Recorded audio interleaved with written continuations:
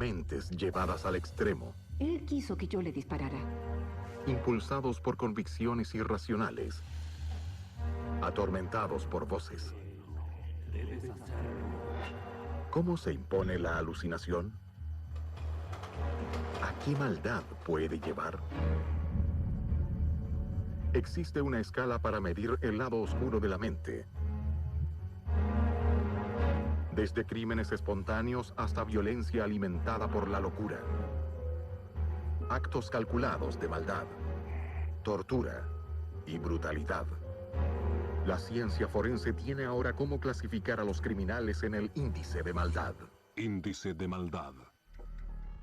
Asesinos alucinados, mentes fracturadas al filo de lo real y lo imaginario.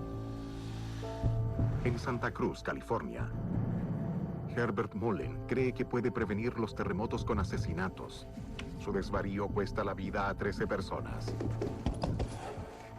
Diana Dial, madre de 2 hijos, le teme a un grupo de asesinos nazis en Texas. Mata a uno de sus presuntos agresores. En Missouri, la mente deteriorada por drogas de Eric Beischlein cree que alguien lo persigue. Se desconoce el número total de sus víctimas. Todos estos asesinos tienen una vinculación común: las alucinaciones, creencias falsas profundamente enraizadas, sostenidas por percepciones distorsionadas. Esas alucinaciones resultan en actos inesperados y crueles. Pero no todos los actos de maldad son iguales. ¿Qué diferencia a estos asesinos y las alucinaciones que los impulsan? Ahora se cuenta con índices y 22 clasificaciones para descifrar los motivos, los métodos y las mentes de los asesinos. Mientras más horrible el crimen y más racional sea el hecho, más alto es su nivel de clasificación en el registro. Esta escala me ayuda a navegar en el oscuro mundo del crimen violento. El creador de esta escala es el Dr. Michael Stone, psiquiatra forense de la Universidad de Columbia. El Dr. Stone formula preguntas claves al investigar las causas de las alucinaciones criminales. ¿Qué facetas tienen sus personalidades? ¿Cuántos de ellos tienen predisposición a enfermedades mentales? La presencia de esquizofrenia eleva la posibilidad de actos violentos. Es un hecho que eso es así. Los criminales alucinados ocupan un rango en la escala del Dr. Stone. Su clasificación es determinada por el origen y la intensidad de su delirio. La escala distingue a los asesinos con mentes dominadas por la locura de aquellos que crean alucinaciones mediante sus actos. Para situar a diferentes asesinos en esta escala, el Dr. Stone debe analizar la evolución de las creencias de los sujetos. Primer ejemplo, el caso de Herbert Mollen. No habíamos tenido nunca un caso así en el condado de Santa Cruz antes y espero en verdad no volver a tenerlo jamás. Año 1973. 4 excursionistas adolescentes son hallados muertos, baleados en la cabeza. Creo que la gente está sumamente tensa. No sabemos qué peligro podría correr cualquier persona ahora en estos lugares. Son parte de una serie de 13 asesinatos. Las víctimas incluyen una mochilera, un sacerdote y una madre con sus hijos. Las pistas llevan a los investigadores a un inesperado sospechoso. Herbert Mollen, estudiante distinguido y atleta universitario, señalado por sus condiscípulos como el graduado con mejor futuro. En apariencia, los crímenes de Herbert Mollen fueron desorganizados y sin vinculación. Pero para él tenían mucho sentido. Mollen cree que está recibiendo mensajes telepáticos y que al matar salvará miles de otras vidas. ¿Por qué un joven promisorio se transforma en un asesino bárbaro y delirante? Para encontrar una respuesta, el Dr. Stone busca en el pasado de Herbert Mollen. 18 de abril de 1947. Herbert Mollen nace en una familia de clase media en un sector residencial de San Francisco, California. Su padre, veterano de la Segunda Guerra Mundial, es autoritario pero afectuoso. Mollen es un niño religioso y sirve como acólito. Es popular e inteligente y destaca como futbolista en su universidad. Proyecta convertirse en ingeniero. Pero ocurre algo trágico. El mejor amigo de Molin muere en un accidente de auto. Construye un santuario dedicado a su amigo y pronto se obsesiona con la reencarnación. La muerte de su mejor amigo es un momento definitorio en la vida de Molin. Suele ocurrir que el estrés de un evento traumático agrave una predisposición a la enfermedad mental y haga surgir síntomas que estaban aletargados. Tal parece ser el caso de Herbert Molin. Desde ahí en adelante, su vida empieza a descontrolarse. Es 1968. Molin abandona la universidad y comienza a experimentar con drogas alucinógenas. Se une a un movimiento antiguerra de Vietnam y se declara en objeción de conciencia para decepción de su padre, héroe de guerra. La familia de Molin nota en él conductas extrañas.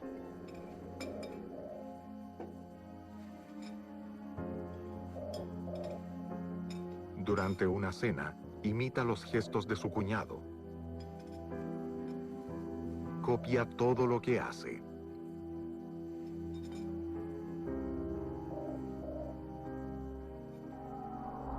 Molin se interna voluntariamente en una institución mental y le diagnostican esquizofrenia. El pronóstico médico es desalentador. Antes que exploremos la enajenación mental y los crímenes de Molin, debemos entender la esquizofrenia, esa misteriosa enfermedad que está transformando su mente. Una enfermedad mental que afecta al 1% de la población, la esquizofrenia, es un desorden devastador que ataca físicamente el cerebro y priva a los individuos de sus características esenciales de humanidad. En el caso de Herbert Molin, la esquizofrenia convierte a un hombre talentoso en un asesino en serie. ¿Qué es la esquizofrenia? ¿Cuál es su impacto en el cerebro? La ciencia nos permite conocer algo más. Un misterio a develar es qué ocurre en el cerebro atacado por la esquizofrenia. El doctor Paul Thompson es un neurofisiólogo del Laboratorio Técnico de la Universidad de California. Nos interesa establecer si podemos escanear a personas con esquizofrenia y tratar de entender lo que pasa en el cerebro cuando sufre delirios, psicosis y alucinaciones. Thompson escanea con resonancia magnética el cerebro de 12 pacientes, 3 veces en un periodo de 5 años. Con un montaje de las imágenes captadas, el Dr. Thompson espera crear una secuencia acelerada que permita una primera visión del impacto de la esquizofrenia en un cerebro vivo. Los pacientes son escaneados después de un diagnóstico. Esto es cuando el paciente ya ha escuchado voces por primera vez y tiene sensaciones que son irracionales, con incapacidad para determinar si los sonidos son reales o está imaginándolos. Cuando examina los registros, Thompson hace un descubrimiento notable. Al empezar creímos que los cambios eran tal vez psicológicos. Lo que vimos fue que el cerebro sufría una pérdida dinámica de tejido. Cuando se presentan en el paciente signos de desvaríos y alucinaciones, está pasando por una rápida pérdida de tejido cerebral. En el primer año de la enfermedad, los pacientes pierden 5% del tejido cerebral. 2 años después, los pacientes son escaneados nuevamente. Las imágenes del escáner revelan una progresión alarmante. La mayor sorpresa es que, aunque el daño comienza en la parte de atrás del cerebro, hay una constante pérdida de tejido cerebral que termina en la parte delantera. De modo que lo que ven aquí en color rojo es la pérdida de materia cerebral avanzando hacia el frente, como un incendio forestal. El escaneo final revela, después de 5 años, que el daño se ha extendido a una región crucial del cerebro, los lóbulos frontales. Esta es el área que verifica todo lo que uno percibe. Al avanzar la ola de pérdida hacia la frente, los pensamientos van enmarañándose, surgen autoengaños sobre quién es uno, o quizás se torne confuso todo lo que está pasando en el mundo. Tras 5 años de enfermedad, el paciente termina con un déficit de un 25%. Casi un cuarto del tejido cerebral se pierde con la esquizofrenia. Estas células cerebrales jamás se reponen. El descubrimiento del Dr. Thompson ofrece una mirada crítica a la naturaleza de la esquizofrenia. Ataca físicamente al cerebro, distorsiona percepciones y da origen a ideas desquiciadas. Para Herbert Mollin, la diagnosis de esquizofrenia marca el principio de una enajenación alucinante que lo lleva a cometer lo impensable.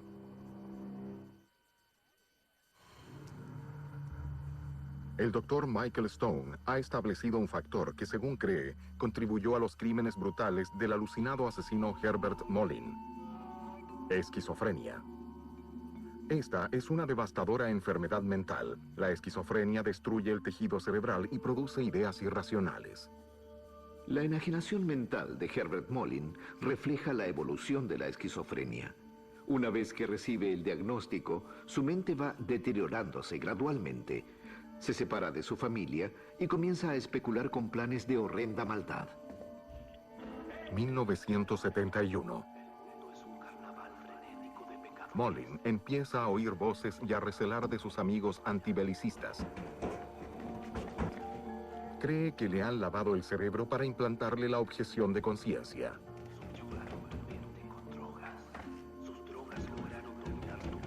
Mollin adopta una apariencia sana y se dedica al boxeo, entrenando muchas horas seguidas. Está convencido de que recibe mensajes telepáticos que le dan acceso a conocimientos secretos. Los esquizofrénicos, Mollin tiene dificultad para encontrar sentido al mundo que lo rodea. Toma una serie de hechos evidentemente no relacionados y los analiza en gran detalle. Y con el avance de la enfermedad va forjándose un espejismo complejo y sin duda fatal. Mollin investiga exhaustivamente la vida de Albert Einstein y hace lo que considera un descubrimiento impresionante. La muerte de Einstein y el aniversario en 1906 del terremoto de San Francisco coinciden en una fecha: el cumpleaños de Mollin. Los terremotos pasan a ser su nueva obsesión. Estudia sismología y estadísticas de muertes. Su mente, valiosa una vez, encuentra una torcida relación. Cree que puede impedir futuros terremotos con un acto simple: asesinato. Sube a una mochilera en su auto y la mata a puñaladas con un cuchillo de caza. Luego lleva el cuerpo a un bosque y lo diseca. Su salvajismo aumenta. Mollin entra a una iglesia católica el día de Todos los Santos y oye la voz de su padre que le ordena matar.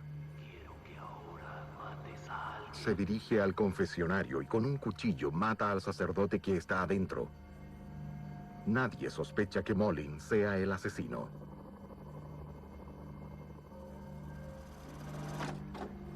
Los esquizofrénicos experimentan intensos episodios de realidad distorsionada.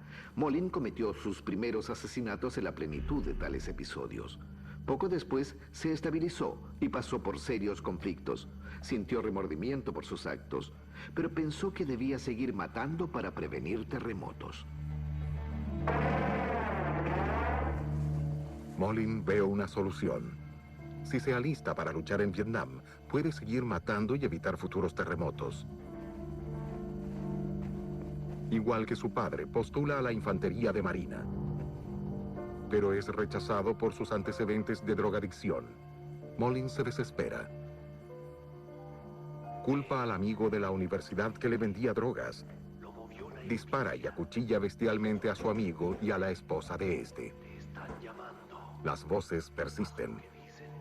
Mollin escucha a sus víctimas llamándolo, pidiéndole que los mate. Asesina a otras 7 personas.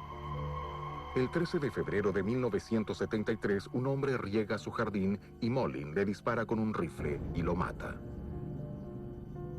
Es arrestado poco después, a un año de iniciada su locura homicida y después de 13 asesinatos.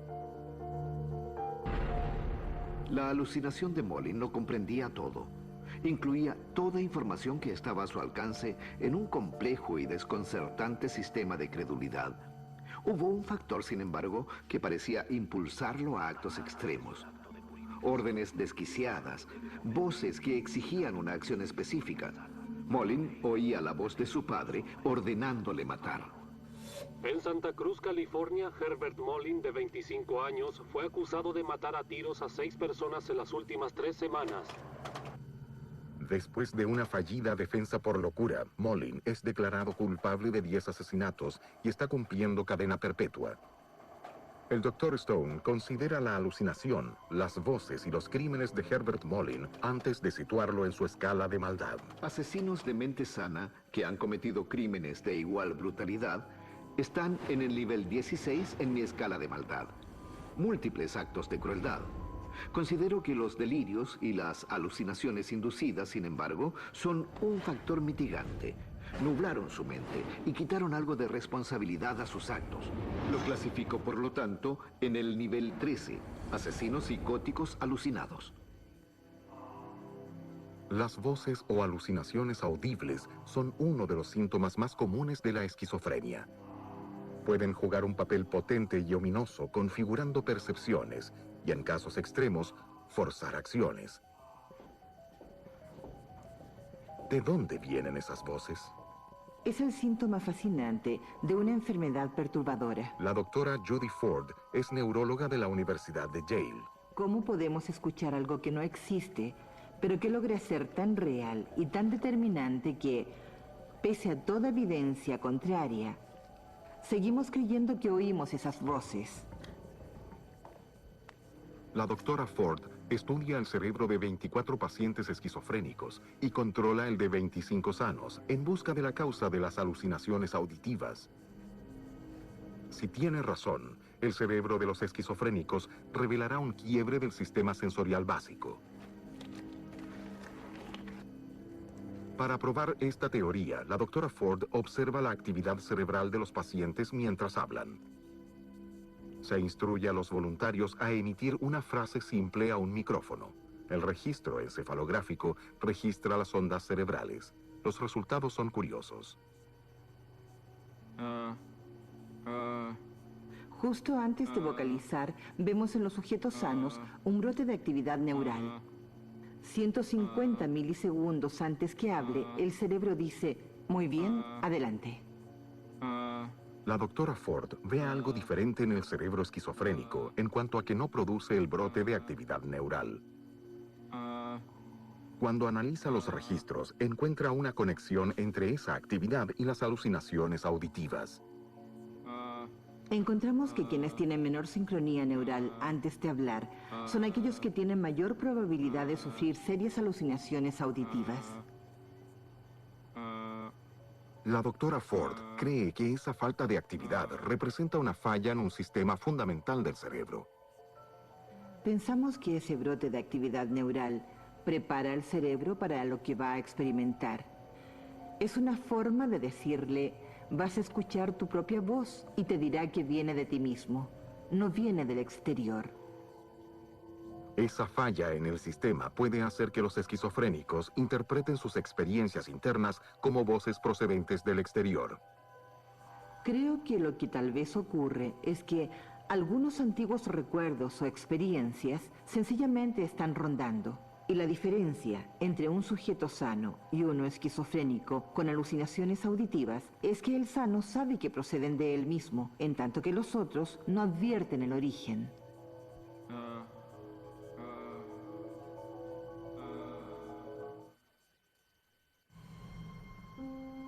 El doctor Michael Stone está usando su escala de maldad para evaluar asesinos alucinados. Un factor que condujo a los crímenes de Herbert Molin fueron esas alucinaciones auditivas o voces.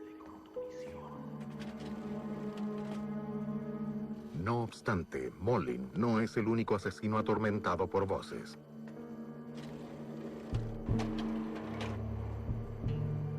Ed Gein escucha la voz de su madre muerta y cree que puede devolverla a la vida. Revisa los obituarios y comienza a seleccionar tumbas para robar restos. Gein adorna su casa con restos humanos y confecciona ropa con piel de cadáveres. Su depravación lo impulsa al asesinato. Gin mata a 2 mujeres. Las víctimas que sacrifica se parecen a su madre muerta. Dado que es calificado insano en los días de sus crímenes, el Dr. Stone ubica a Gin en el nivel 13 de su escala de maldad. Richard Chase, el vampiro de Sacramento, oye una voz que le dice que él está muriendo. El hombre de 27 años cree que debe beber sangre para continuar entre los vivos. Mata y devora pequeños animales. Luego va contra personas. Chase mata a balazos a una mujer embarazada y a otra mujer y su hijo, para después beber su sangre. Debido al salvajismo de sus crímenes, el Dr. Stone clasifica a Chase por sobre Gin en el nivel 17. Gary Heidnik oye lo que cree ser la voz de Dios. Le ordena iniciar una iglesia y que se instale como obispo. El objetivo de Heidnik para su feligresía es repoblar el planeta con sus hijos. Secuestra a mujeres y las mantiene cautivas en su sótano para violarlas y torturarlas durante días. Cuando no logra embarazarlas, las mata. La organización de los crímenes de Heidnik y la tortura a que somete a sus víctimas lo separan de otros criminales alucinados. El Dr. Stone lo sitúa en el nivel más alto de su escala, el grado 22. Pero los más impresionantes asesinos alucinados no son siempre los más perversos.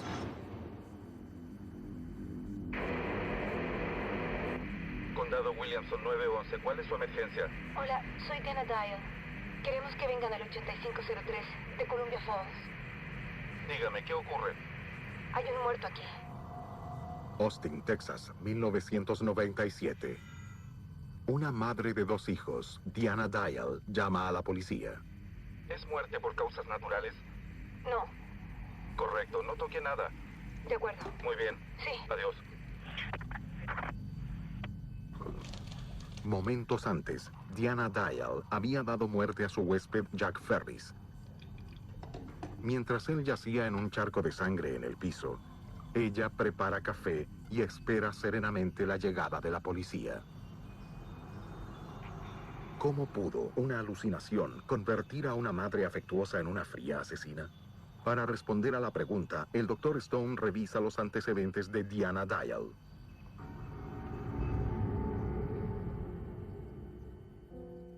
Los Ángeles, 1950. Diana es una niña modelo, inteligente y de buena conducta. Es una entusiasta chica exploradora y siente pasión por los animales. Se casa con su novio de siempre, George Gallo, con quien tiene un hijo. 1979. Ocurre algo trágico. La mujer sufre una pérdida y su mente cae en confusiones. Las experiencias traumáticas pueden suscitar un quiebre temporal de la realidad o psicosis. El intenso dolor sufrido por ella pudo provocar un episodio psicótico que desarrolló una enfermedad mental. George, su marido, nota un cambio. Ella está angustiada y errática. Ella teme que su vida esté en peligro. Cree que está siendo perseguida por nazis.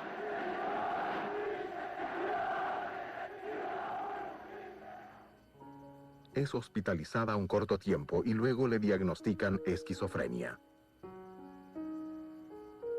La mujer está convencida que no tiene ninguna enfermedad mental y deja de tomar sus medicamentos.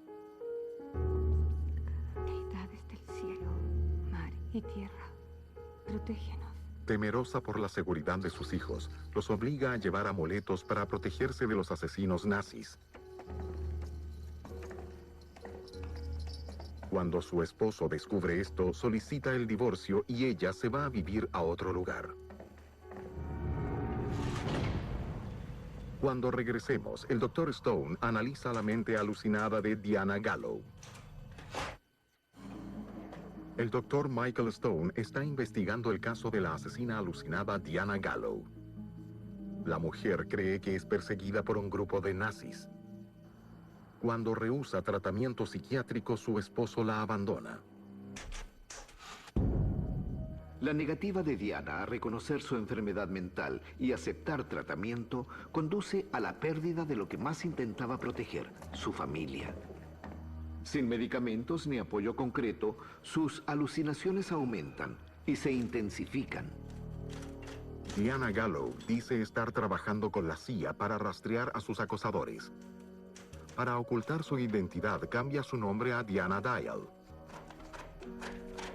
Identifica a su principal enemiga como Cheryl Thompson, una mujer imaginaria que Diana asegura trabaja bajo la protección de la Casa Blanca.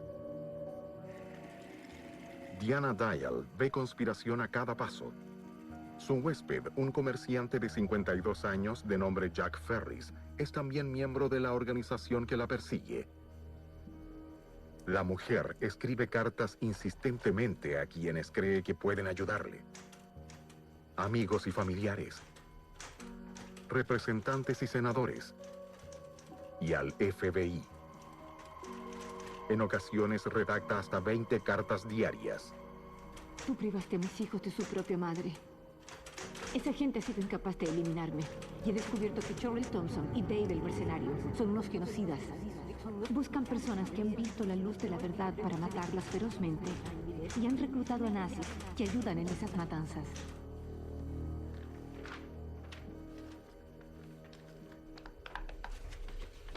Diana revela signos de grafomanía, un afán desmedido de escribir. Ella canaliza su delirio mediante la escritura. Cuando nadie responde a sus clamores de auxilio, sus alucinaciones hacen crisis. Diana Dial cree que su huésped, Jack Ferris, la ha envenenado en secreto y que está muriendo lentamente. Ferris no tiene idea de esos recelos. Ella nunca expresa su preocupación. Incluso le prepara galletas. Pero en su mente la desconfianza aumenta. Temiendo que él ataque a sus hijos, Diana decide enfrentar a Ferris antes que mate de nuevo. Mientras él lee el periódico matutino, ella entra a la cocina. Le apunta con un arma al pecho y dispara.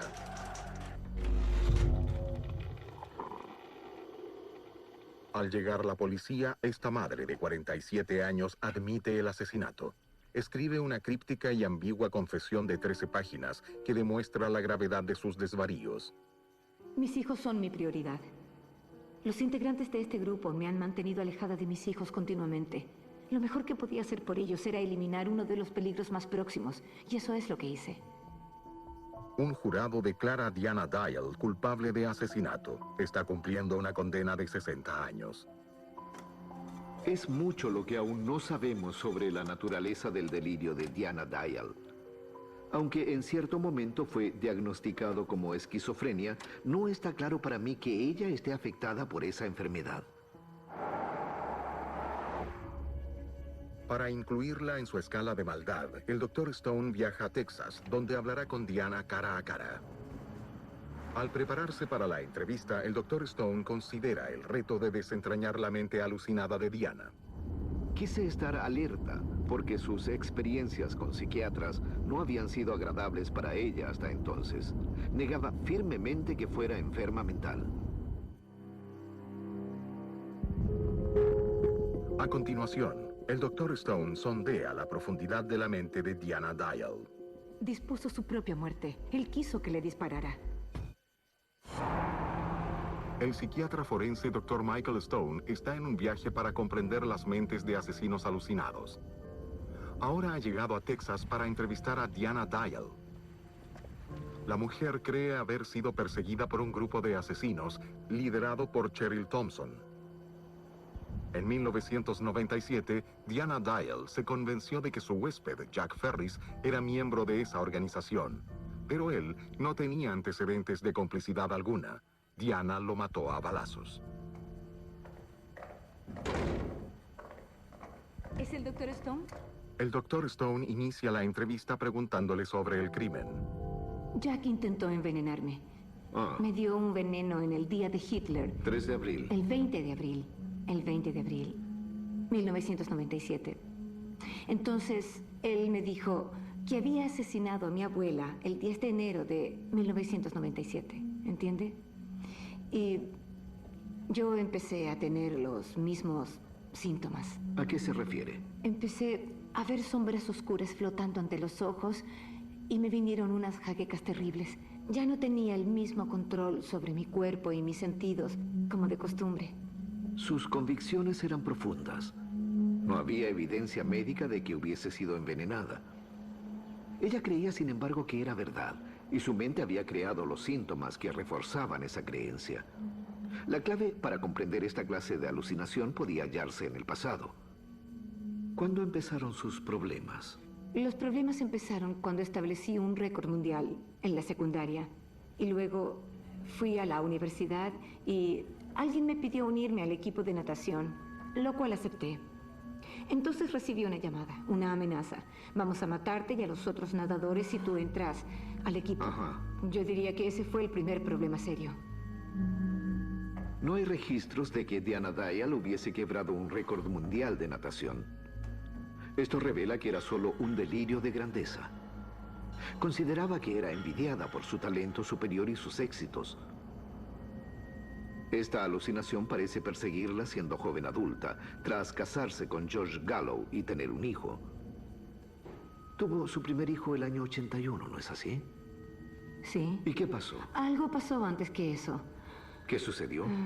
George llegó del trabajo y dijo que unos amigos iban a jugar a Nevada y querían saber si iríamos con ellos. Bueno, nosotros viajamos con ellos. Fuimos a un casino y yo gané. Contra un tipo llamado Will Harvey. Es el sujeto al que disparé cuando usaba el nombre de Jack Ferris aquí en Texas. ¿Y estás segura que era el mismo? Estoy segura que era el mismo hombre. La fuerza de la alucinación de Diana es notable. Su mente elabora consistentemente historias absurdas que, según cree, explican el complejo complot en su contra. El sujeto que maté, él dijo que le habían pagado para que me eliminara. Era un contrato.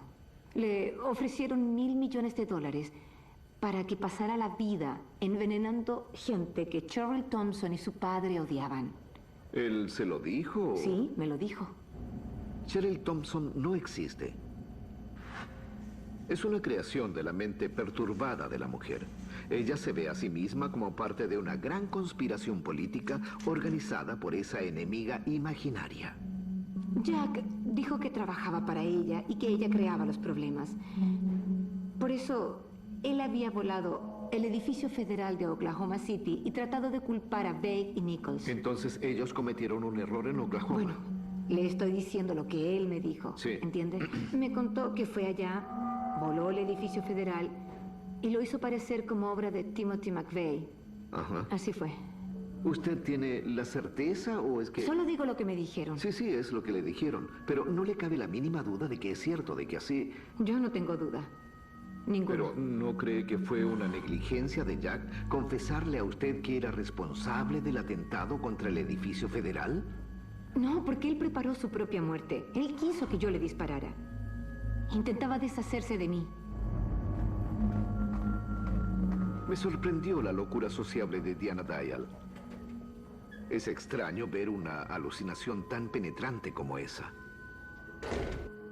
La mujer no manifiesta la comunicación incoherente que es el sello de la esquizofrenia. Creo que sufre un desorden alucinante, un raro estado que incluye creencias irracionales propias de la esquizofrenia. Diana temía realmente por su vida y creyó que la única opción era matar a su huésped. Debido al serio carácter de estas creencias delirantes, la sitúo en el nivel 7 de mi escala de maldad. Al clasificar a los asesinos en el índice de maldad, el Dr. Stone considera la enfermedad mental como un factor mitigante. Paraliza la mente y ataca sin aviso. Pero hay asesinos alucinados más perversos, como Eric Beischlein, quien buscó la locura.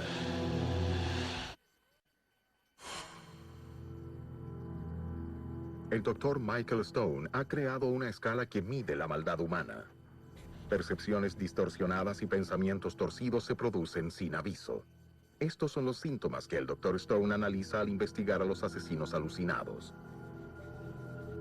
Pero los más malignos entre esos asesinos van en busca de la locura. Son los asesinos depredadores metódicos, como Eric Beislein.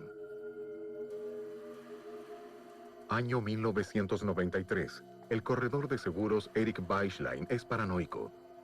Cree que alguien lo persigue. Su mente está alterada. Se lo ha visto discutiendo con un poste. Tal es el mundo perturbado de Eric Beislein antes de que empiece a asesinar. Beislein exhibe la conducta de muchos asesinos alucinados, pero la causa de su comportamiento es una de las cosas que lo hace diferente. 1975, Hobart, Indiana. Eric Beislein es un niño simpático y activo. Pero hay algo más. Es rebelde y malicioso. Fue suspendido en la secundaria por fumar marihuana. Prueba la cocaína y se convierte en adicto, con frecuente pérdida de conciencia. Sus familiares notan su conducta perturbada, su agresividad y su tendencia a mentir. A temprana edad, Beislein manifestó arranques psicopáticos comunes a muchos asesinos. Lenguaje soez, desprecio a otros y, lo más importante en su caso, atractivo. Su abuso de drogas solo alimenta su psicopatía existente.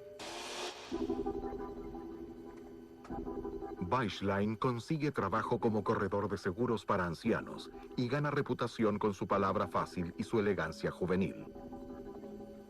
Con dinero disponible, el consumo de cocaína domina su mente. Se torna paranoico y se cree perseguido. Lleva consigo una botella de cloroformo que después dice era para su protección. Con la paranoia desatada, Beislein lucha por mantener su hábito. Explota a sus clientes ancianos. Les vende pólizas de seguro falsas y cobra los cheques para comprar cocaína. Pierde la conciencia durante varias horas. La policía investiga la causa de la muerte. Según el sheriff Santos de Santa Cruz, el motivo es... Paralizado por las sospechas, Beislein cree que sus perseguidores lo están monitoreando y que han instalado sistemas para escuchar en sus paredes.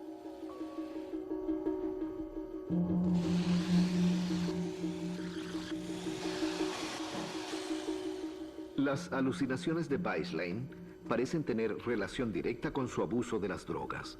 El consumo prolongado puede producir síntomas potentes y duraderos, síntomas propios de la esquizofrenia. Al acentuarse la paranoia, sus acciones se tornan más brutales. Una mujer anciana rechaza una oferta de póliza y Beislein fuerza el ingreso a su casa. La reduce aplicándole cloroformo con un trapo, la sofoca a muerte y luego le roba. Se deshace del cadáver en el río Missouri. La policía encuentra el bolso de la víctima en el auto de Beislein y procede a arrestarlo. Los investigadores reconocen un método. Es uno de varios asaltos a gente mayor con el mismo modus operandi. Bajo la influencia de la droga, Beislein ataca y le roba a otra persona anciana. También es sospechoso de otras 2 muertes. Se desconoce el número total de sus víctimas. En el juicio, la defensa de Beislein alega que los años de drogadicción causaron la psicosis y que su locura debe ser considerada un factor atenuante. La idea de que la drogadicción puede ser un factor atenuante en un caso de asesinato es absurda. En mi opinión, duplica la maldad. Beislein se provocó conscientemente un estado de alteración mental que habría de facilitarle perpetrar un acto atroz. Un jurado lo declara culpable de asesinato. Beislein está cumpliendo cadena perpetua. Antes de clasificarlo en su escala de maldad, el Dr. Stone evalúa la mente, el motivo y los crímenes de Eric Beislein. Igual que en Molin y Dial, la mente de Beislein estaba nublada por una maraña de alucinaciones perversas. Sin embargo, Molin y Dial sufrían de una enfermedad mental. Las alucinaciones de Beislein eran inducidas por drogas. Asesinó a una mujer anciana, asaltó a otra y es sospechoso de al menos 2 muertes más. Los preparativos de Beislein para asesinar y luego robar revelan un grado de planificación y premeditación. Debido a ello lo clasifico por sobre Molin y Dial. A nivel 16, psicópatas autores de múltiples actos de maldad. Asesinos alucinados. La ciencia revela ahora algunos de los factores componentes de sus mundos distorsionados. Aunque hay similitudes en cómo estos asesinos reaccionan frente al mundo, las causas de sus estados mentales los diferencian. Esto a su vez determina su clasificación en mi escala. Considero que un asesino involuntariamente afectado por una enfermedad mental es menos maligno que el asesino cuya realidad distorsionada es autoinducida.